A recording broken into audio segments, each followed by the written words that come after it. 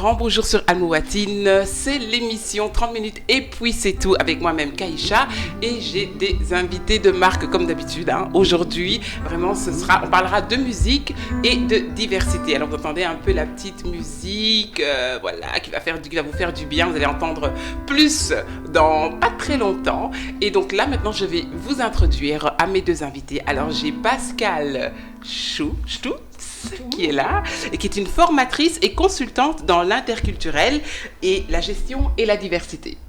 Exact. Un grand merci d'être venu, d'avoir accepté l'invitation. Avec plaisir. Et aussi nous avons Mr. Gus Bina, le chanteur des chanteurs. Le chanteur de R&B, mais pas de R&B Rhythm Blues, mais de Rumba and Blues. Donc voilà. Merci aussi à toi en tout cas d'être venu dans les studios de Almouatine. Donc alors aujourd'hui, on va un peu parler de musique, on va parler de diversité et je pense d'ailleurs même que la musique, comme on dit, adoucit les mœurs. Donc c'est aussi un bon moyen de faire découvrir notre culture en fait à d'autres cultures par la musique, etc. Et donc en fait vous êtes formatrice, consultante dans l'interculturel et la gestion et la diversité. Qu'est-ce que ça veut dire? Mais ça veut dire que j'aide les organisations et leurs employés à rester efficaces, performants quand ils travaillent avec des gens d'autres cultures. Ça peut paraître surprenant que quand on travaille avec des gens qui sont peut-être d'origine étrangère ou qui appartiennent à d'autres groupes et qui parlent la même langue que nous, on a l'impression que c'est l'évidence de travailler ensemble, mais ce n'est pas le cas. Ouais. Et donc, certaines entreprises pour qui, l'international, ce sont des activités quotidiennes, donc qui ont dans leurs équipes des personnes d'origine très très diversifiée, ils ont pris conscience très rapidement qu'il y avait des malentendus, des problèmes à faire travailler les gens ensemble, même quand les gens étaient de bonne volonté et ouverts et tolérants. Et alors, donc, c'est à quel moment alors qu'on fait appel à vous? Je sais pas, quand il y a déjà eu une crise, quand il y a peut-être eu, je sais pas, un renvoi abusif, c'est vraiment... Et surtout, qui fait appel à vous? Voilà, en fait, il y a plusieurs scénarios. Alors, ce qu'il y a, c'est que quand une personne étrangère rejoint une équipe sur un projet à l'étranger, ou dans mon cas, souvent, ce sont des gens qui viennent en Belgique, l'entreprise va...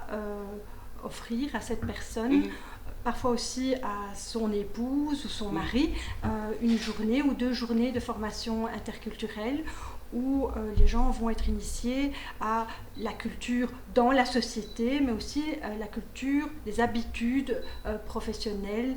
Et là, on n'entend pas seulement le protocole et l'étiquette. On sait que dans certaines cultures, on est plus formel, dans d'autres cultures, on est moins formel, mais aussi toute une série d'attentes sur, par exemple, la manière dont est établie une relation de confiance, comment on se comporte dans une réunion de travail.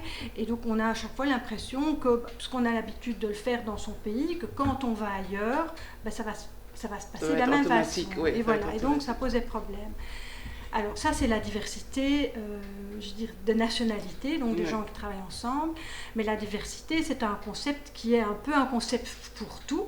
Oui, c'est ça. Où on met, la diversité, c'est aussi la diversité du genre. Donc pour certaines personnes, être plus inclusif, c'est inclure parfois plus de femmes, parce que dans certaines industries ou dans certains métiers, il y a beaucoup moins de femmes que d'hommes, ou même s'il y a autant de femmes que d'hommes, les hommes ont plus de chances d'obtenir des promotions que les femmes.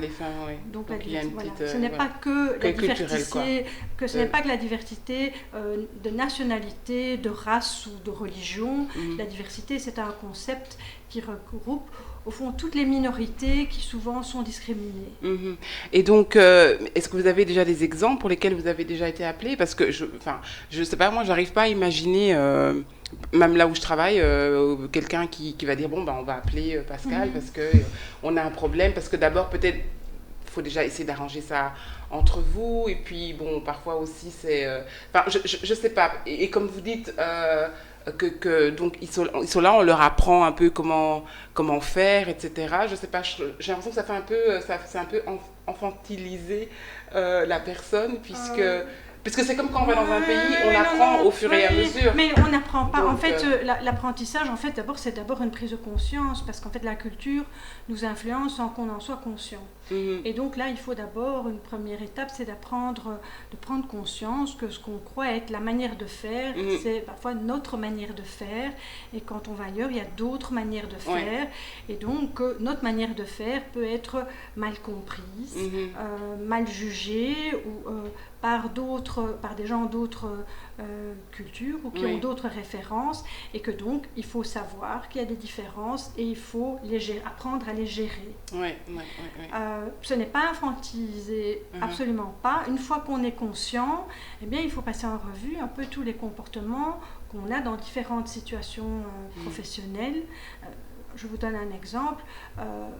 Lorsque vous recrutez quelqu'un, eh bien, le recruteur, qui a sûrement suivi toute une série de formations dans la gestion des ressources humaines et dans des techniques de recrutement, mais va se trouver confronté à des personnes qui vont essayer de faire bonne impression et établir une relation de confiance.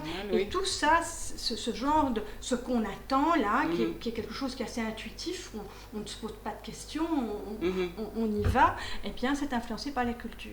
Et donc le fait pour le recruteur de ne pas être au courant de certaines spécificités culturelles peut immédiatement causer une mauvaise impression alors du qu'en candidat. fait c'est juste par rapport à la personne, comment elle est. Mais alors, donc voilà, c'est vrai que comme vous disiez au début, la diversité c'est un fourre-tout, mais surtout on en parle partout. C'est-à-dire maintenant, en ce moment, c'est le mot clé. Je pense que si tu veux faire un événement, il faut dire diversité. Donc c'est comme si tout le monde s'était passé le mot. C'est comme si vraiment, malheureusement, les gens se sont rendus compte qu'il y a un problème, c'est que les gens ne se comprennent toujours pas. Mais on voit en Belgique, et pas qu'en Belgique d'ailleurs, la montée de la droite. Alors comment est-ce que ça s'explique, alors que justement il y a de plus en plus de projets sur la diversité, mais qu'il y ait la montée de la droite? D'abord, moi je dirais que je suis rentrée en Belgique, donc j'ai vécu à l'étranger moi-même il y a une dizaine d'années, et qu'on commençait seulement à parler de multiculturalité à ce moment-là. Avant c'était relativement discret. Maintenant on parle beaucoup de diversité, mais c'est un langage, je veux dire, qui est quand même une espèce de sensibilisation, mais au niveau de la mise en œuvre, on est encore dans les balbutiements. Par exemple, on pense que pour l'harmonie de relations entre, imaginons, prenons un exemple, on a des Congolais, des Marocains, des Belges, des Suédois, il faudrait qu'on ait des représentants de chacune de ces cultures, et que le fait de connaître les spécificités de la culture rend plus facile la cohabitation, etc.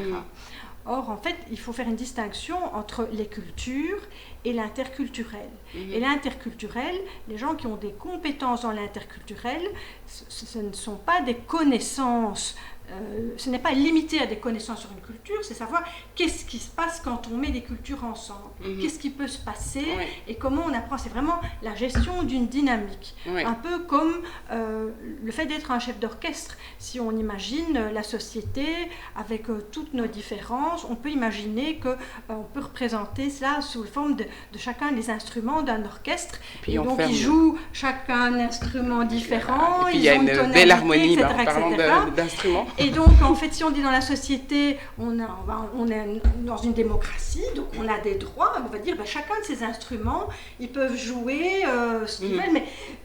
qu'on garde une harmonie quand même. Voilà, il faut créer une harmonie. Il y a des instruments qui font plus de bruit que d'autres, donc s'ils doivent jouer avec d'autres instruments, peut-être les instruments les plus bruyants doivent jouer en sourdine pour permettre... Donc en fait, voilà, il faut apprendre à c'est pas seulement une question de tolérance, c'est une question d'apprendre à s'adapter, à comprendre les différences. Et beaucoup de différences sont invisibles. Donc on ne peut pas intuitivement être doué dans l'interculturel. Ce qu'on peut dire, c'est je suis tolérante, je suis prête, je suis ouverte à rencontrer des gens qui sont différents, mais ça ne suffit pas pour dire que je vais réussir.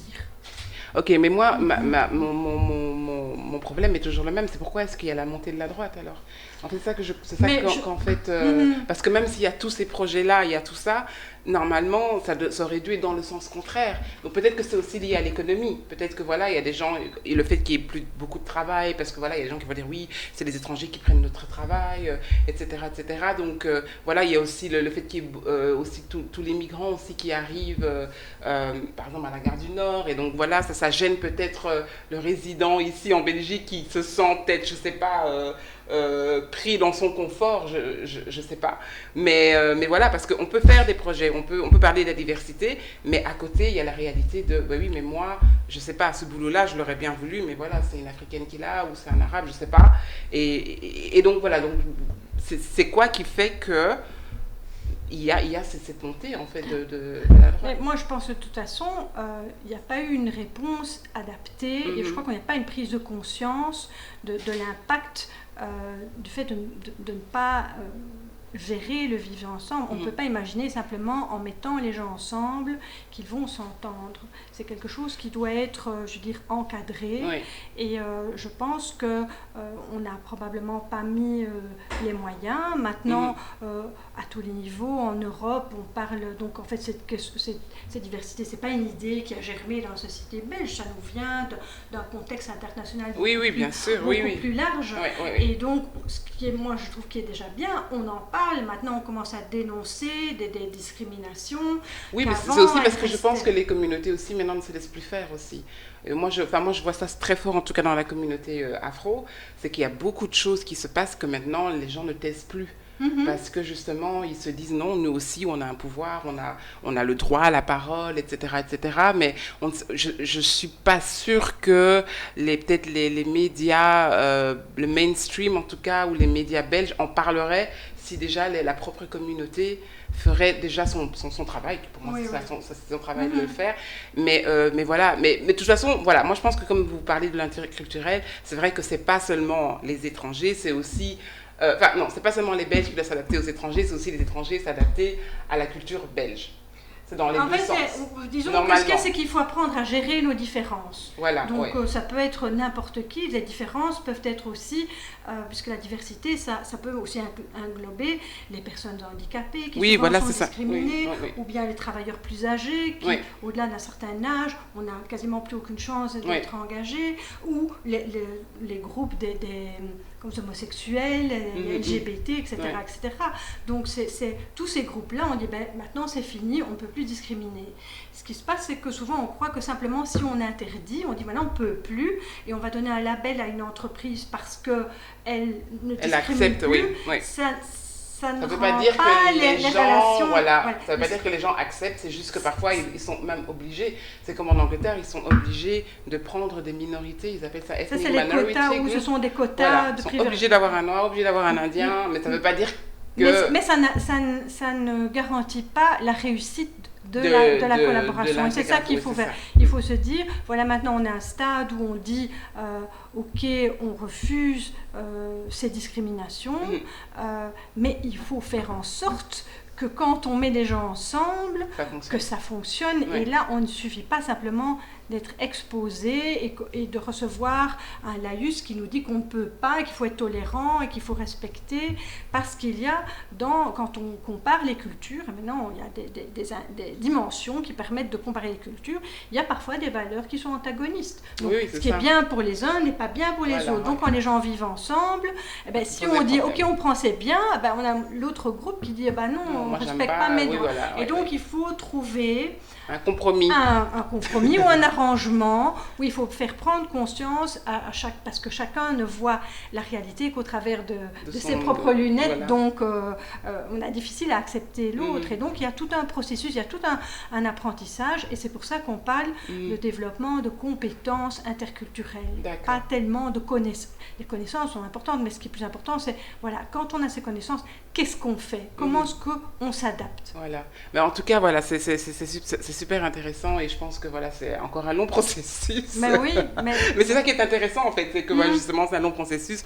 On verra peut-être dans les années qui suivent qu'est-ce qui se passe, s'il y a de plus d'acceptance ou pas, ou si justement la droite va encore monter.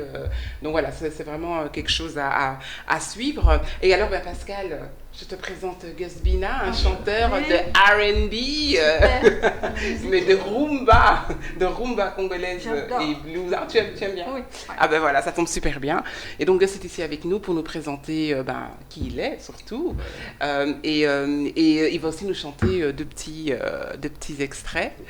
Donc Gus, alors voilà, ton univers, comme je l'ai déjà un peu expliqué, c'est rumba congolaise and blues. Alors comment est-ce que toi tu vas l'expliquer ça? Rumba and blues, à la base je fais de la rumba. Et alors ce qui se passe c'est qu'on a un peu teinté avec des accords de blues pour pouvoir un peu faire une différence avec ce qui existe déjà dans le marché en fait. Ah oui. Dans de la rumba pure, qui est fait par la plupart. Qui est un peu, la rumba pure ça fait un peu époque, non? Ça fait non, un peu la musique de nos parents, non? C'est toujours de mise, ok. Mais il faut apporter quelque chose. En fait, la musique évolue aussi. Je pense que chaque artiste a le devoir d'amener sa touche personnelle. En fait. Donc, moi, je suis venu avec la rumba and blues, voilà. Ok. Et donc, alors, c'est vrai que la musique congolaise, bon, voilà, c'est clair qu'elle a toujours autant de succès, mais il y a quand même, voilà, les Ghanéens, les Nigérians qui arrivent avec leur musique. Donc, est-ce que la musique congolaise arrive à suivre ou bien ça se passe comment? On suit. T'es sûr? Non, sûr et certain, on suit. En fait, ce qui se passe, c'est que le gros problème de la musique de la République démocratique du Congo, c'est on n'a pas su l'industrialiser au fait au niveau local. Okay. Voilà. C'est ce que les Ghanéens, les Nigérians ont pu faire. Ce qui fait qu'en ce moment, ils sont un peu... en fait, ils ont des structures qui ne dépendent pas des structures de l'Occident, en fait. C'est-à-dire que donc c'est par eux-mêmes, en fait. Voilà, c'est par eux-mêmes. Et avec ça, ils ont pu conquérir le marché en Afrique et aussi ont pénétré notre marché. Nous, c'est ce qui nous manque. Mais au niveau artistique, qu'on se le dise, en fait, il n'y a que les artistes congolais qui font, plus ou moins, qui font les grandes salles... Bon, quoi qu'il y a eu des interdictions, mais dans les 10 dernières années, il n'y a pas eu beaucoup d'artistes africains qui ont fait les grandes salles que les artistes congolais ont fait. Les artistes congolais sont beaucoup sollicités aussi pour les featuring par les autres, les Nigérians, les Ghanéens. Oui, j'imagine par leur nom, par leur célébrité, donc, tout ça, oui. Quelque part, en fait, toutes les autres musiques africaines se greffent à la musique congolaise. Ah bon, t'es sûr? Assuré certain, la rumba, même dans tout ce qui est danse, on voit ça. Donc il y a toujours les pas de base qui viennent de chez nous. En fait, j'ai envie de dire que le berceau de l'humanité, c'est l'Afrique, mais le berceau de la musique, quand même, africaine, c'est la RDC. Ok. Ok, bon, alors Gus, si tu le dis, on te croit. Alors, en général, de quoi est-ce que tu parles dans tes musiques? J'ai vu que c'était musique responsable. Qu'est-ce que ça veut dire? Responsable. Attention, on va parler de responsabilité ici, là. Non, responsable dans le sens que, bon, moi je pense que la musique, elle sert de thérapie pour guérir certains maux. Et d'ailleurs, même la diversité, comme on parle, c'est un bon moyen de faire découvrir en fait notre culture. Et ce qui est bien dans la musique, c'est qu'on n'a pas ces barrières-là en fait. Parce que moi, je travaille avec beaucoup d'étrangers et puis les influences peuvent être orientales et tout. Parce que j'ai aussi vécu en Algérie, donc j'ai quelques influences comme ça que je mets dans la musique. Et ça, on ne rencontre pas ça. Les artistes sont prêts à collaborer entre de quelques horizons. C'est vrai, ils sont plus ouverts à la diversité dans la musique. Et quand je parle de responsabilité, c'est par rapport aux mœurs. En fait, je fais très attention à ce que je dis, je donne au public, parce que je voudrais que ma musique ne soit pas pour dépraver les mœurs. Ça, c'est un peu ce qui a fait, quelque part, un peu reculer la musique congolaise, parce que la diaspora a reproché un peu qu'il y avait beaucoup de laisser-aller dans ce qu'on donne au public, et puis on n'a pas le système de parental advisor. Oui, c'est ça, pour l'âge minimal et donc, tout ça. Tout sort et ça sort comme ça. Il n'y a pas de réglementation. Donc moi, je me suis dit, c'est ma personnalité. Donc j'aime bien donner ce qui est responsable. J'aime bien donner quelque chose qui pousse les gens à la réflexion. Donc je parle beaucoup d'amour, je parle beaucoup de relations humaines et de certains problèmes de société. Donc le but pour moi, c'est que les gens puissent, en écoutant, réfléchir, non seulement s'apaiser, mais aussi réfléchir. Dire, tiens, pourquoi il réfléchit différemment? Pourquoi est-ce qu'il pense comme ça? C'est une réflexion en fait. Donc c'est pour ça que je parle de responsabilité. Ok, et alors quelles sont tes influences alors dans la rumba, enfin dans la musique en tout cas africaine? Dans la musique Qui sont tes influences africaine, on va dire, d'abord c'était Pawemba avec Viva la Musica, Kester Emenea, et puis il y a eu, à l'adolescence, il y a eu Koffi Olomide, qui reste encore là, et sur base de cela, et aussi sur base de OK Jazz a fait, moi j'étais encore gamin, mais on était un peu touché parce que OK Jazz faisait avec Franco, Tumba Simaro, donc tout ça, au niveau des textes, au niveau des mélodies, ça a un peu influencé au niveau de la musique africaine, congolaise. Et qu'est-ce que tu penses, puisque justement tu dis, voilà, tout ce qui est un peu dépravé, etc., c'est cette musique responsable, donc j'imagine aussi que allez, j'ai pas envie de dire non plus que tout le monde doit regarder ce que tu fais dans ta vie pour voir si c'est vraiment responsable par rapport à tes paroles, etc. Mais je dis, mais par rapport à la scène ou quoi, par exemple, le scandale qu'il y avait avec Koffi Olomide et le fait qu'on l'a vu taper une de ses danseuses, quel est ton ressenti par rapport à ça? Qu'est-ce que tu penses? Disons, ce sont des choses qui ne devraient pas arriver, mais c'est aussi un problème, bon, c'est pas seulement le chef de Koffi Olomide, c'est aussi un problème de mentalité au niveau du pays. Et oui. Et donc voilà, ce que je disais, oui. C'est un problème de mentalité. Oui. Il faut être dans le pays pour voir, mais on ne devrait pas tolérer ce genre de choses. Moi, je pense qu'il y a beaucoup d'artistes qui se comportent bien. Il y a c'est toujours le problème qu'on a dans la culture africaine. Il y a toujours le côté de l'homme qui est quelque part toujours un peu au-dessus de la femme et qui veut contrôler. Donc ça, ce sont des choses qu'une certaine génération a passées. Maintenant, il y a une génération qui reste encore dans ces codes-là, et c'est déplorable. Mais je pense que dans l'ensemble, la plupart des gens se comportent assez bien. Mais ce sont des choses qui ne devraient pas arriver. Donc je pense qu'il a regretté aussi l'acte qu'il a posé. Et puis, mais je ne suis pas sûre qu'il s'est excusé. Il s'est jamais excusé par rapport à ça, justement. Donc, il a fait un titre, il demandait pardon à maman. Il a fait un titre là-dessus, mais concrètement, bon, il n'est pas passé devant les médias pour s'excuser, mais tout le monde a bien compris. Et puis, moi, je suis heureux de voir que beaucoup de pays ont bien réagi dans ce sens-là. Ah oui, c'est ça. Ils ont posé un embargo. Voilà. Là où c'était au Kenya, je pense. Et là, ils ont dit que carrément chanter, concert. Et dernièrement, justement, l'Afrique du Sud, on l'a aussi interdit de concert parce que ce sont des choses qui ne devraient plus passer. Voilà, c'est ça, exactement. Et ça permet aussi à la société africaine, congolaise, de se réveiller pour dire, ben voilà, ça ne peut plus arriver. On ne devrait pas tolérer ce genre de choses parce que souvent ça passe au silence. Et voilà, là c'est vraiment parce que quelqu'un a vu et a filmé et qu'on le sait, mais on ne sait pas qu'est-ce qui s'est passé depuis. Alors tu nous as préparé un petit extrait. Ouais, 2 petits extraits. Qu'on va écouter. Alors quel est le titre des 2 extraits? Bon, on va commencer par Dilemme. Dilemme, ok. Dilemme. Gaspina, Dilemme. Hey man.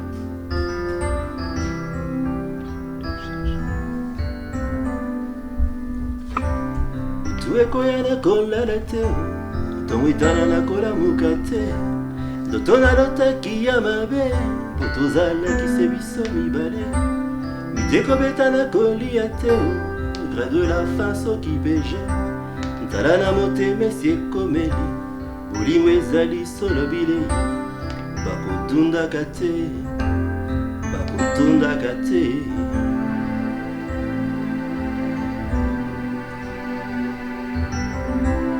Sengise motema na yo, zala wanga na batango yo, okoyo talata na miso te, attention pesinga tonda ba défaut, otiamaka cité la amitié, naza na besoin ya intimité, kelasi mibale na bongo ya mobali, libele ya mama loboko ya mwasi, bakokimaka te, bakopimaka te, chaque jour qui passe me rapproche un peu plus de toi. Chaque jour qui trépasse, je sais qu'il t'éloigne de moi, oh, de moi. Voilà. Ah, très beau. Dilemme, ça c'est Dilemme. Et l'autre? Très beau. L'autre, armes égales, on peut le faire.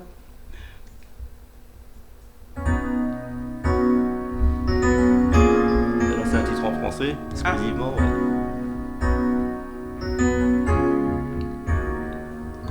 Avons-nous pu passer toutes ces années?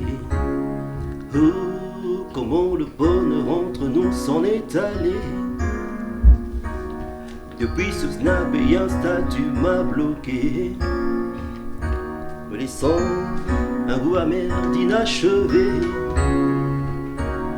Et je me souviens encore quand tu me serrais si fort que je pouvais sentir le parfum d'argile de ton corps, pendant que mes mains redessinaient scrupuleusement les contours de tes courbes taillées remarquablement.